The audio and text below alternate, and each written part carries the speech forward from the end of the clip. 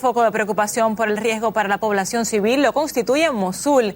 Y es que la ofensiva para liberar esta ciudad iraquí ya ha causado más de 5.000 desplazados, según la Organización Internacional para las Migraciones.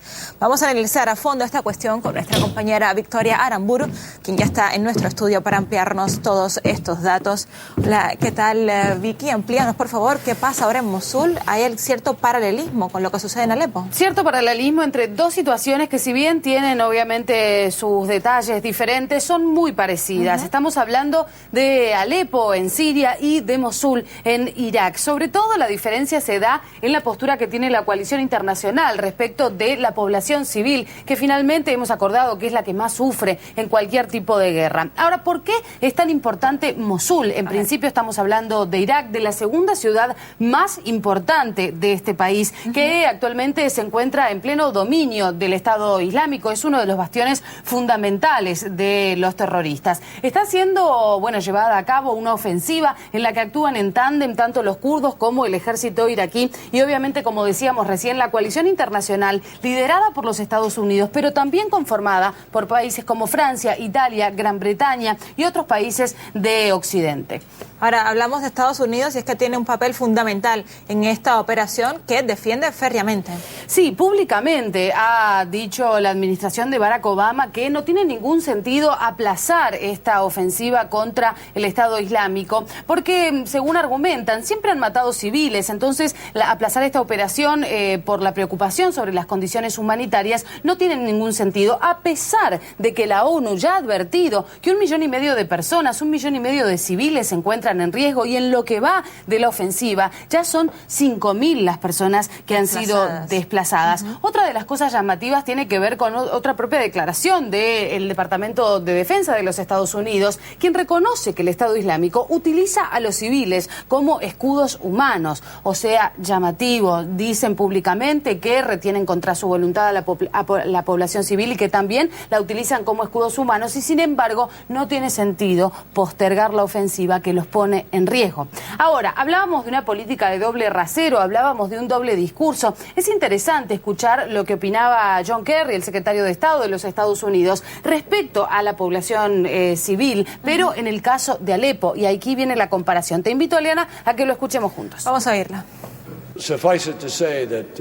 Tengo que admitir que todos estamos más que preocupados, pero muy molestos e indignados por lo que sucede en Alepo. Un hecho que en 2016 y a comienzos del siglo XXI supone un horrible paso atrás en el tiempo a una especie de barbarie. Un uso de la fuerza que es un insulto a todos los valores de las Naciones Unidas en los que creen la mayoría de los países. Principios que deben guiar nuestras acciones. Es un desastre humanitario. El peor desastre humanitario desde la Segunda Guerra Mundial. A ver, dice desastre humanitario, dice barbarie, dice que le falta el respeto a los valores de las Naciones Unidas en las que creen todos los países de Occidente. Sin embargo, parece que no comparte la misma opinión para una situación como la de Alepo, como la de Siria. En Mosul, entonces, la coalición internacional liderada por Estados Unidos habla de la palabra liberación, y en Alepo, mientras tanto, en una operación, obviamente contra los terroristas, también hablan de barbarie. Pues habría que ver entonces por qué filtro miden el uso de estos términos. Muchas gracias, Vicky, por haber estado con nosotros. El politólogo Eduardo Luque Guerrero opina que el lenguaje político de Washington demuestra que sigue apoyando al bando extremista. Lo que estamos viendo es nuevamente un caso posiblemente de los más flagrantes de doble lenguaje, de cinismo político aplicado a la práctica política realmente extraordinaria. Calificar de liberación el ataque a Mosul y calificar de barbarie lo que se está ocurriendo en Alepo es señalar una evidencia, ¿no? Que los Estados Unidos continúan apoyando a los grupos terroristas de una forma u otra. El ataque a Mosul, curiosamente, la ciudad de Mosul no ha sido cercada por todos los lados, sino que se permite la salida.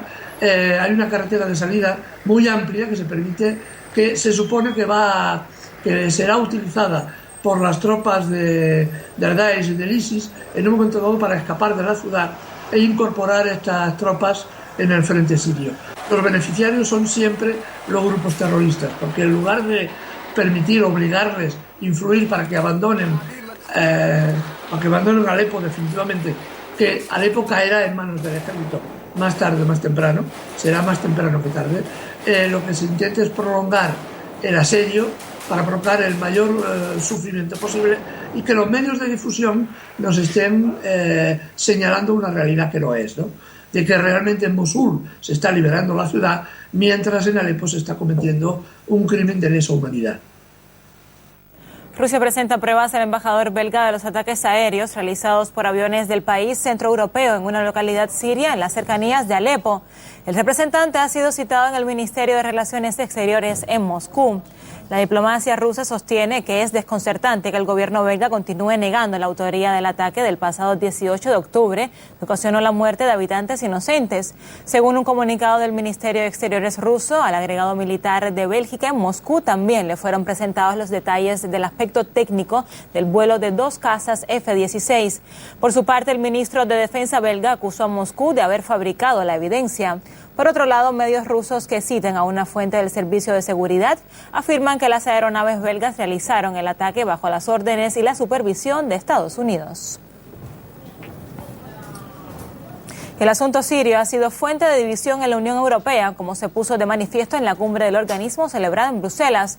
Un grupo de países demostró su rechazo a la idea de introducir nuevas sanciones contra Rusia por la situación en Alepo. La idea de introducir nuevas medidas fue sugerida por Alemania, Francia y Gran Bretaña. Sin embargo, la posición de algunos países miembros como España, Grecia, Italia, Chipre y Austria hizo fracasar el intento. El primer ministro italiano Matteo Renzi ha sido uno de los principales opositores de la iniciativa. Denunció que la Unión Europea debería hacer todo lo posible para alcanzar un acuerdo de paz en Siria y ese acuerdo sería difícil con más sanciones contra Rusia. Además, la cumbre no estuvo exenta de declaraciones poco diplomáticas. El presidente del Consejo Europeo, Donald Tusk, señaló que las últimas actuaciones de Moscú en distintos ámbitos son un intento de debilitar a la Unión Europea. El profesor de Historia Contemporánea, José Luis Orella, opina que Estados Unidos utiliza a la Unión Europea y sus capacidades económicas para limitar la creciente influencia de Rusia en la región de Oriente Medio.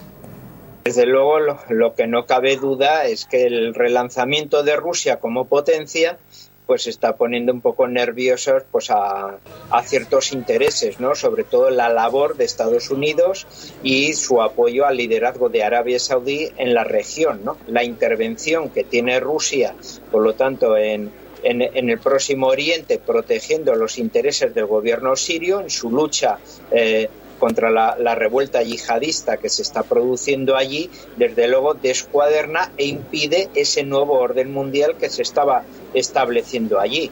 La única posibilidad que se tiene de evitar esa influencia rusa en una región tan importante como es el Próximo Oriente es desde luego afianzando la presión económica a través de esos castigos y utilizando, por tanto, a la Unión Europea como ese elemento.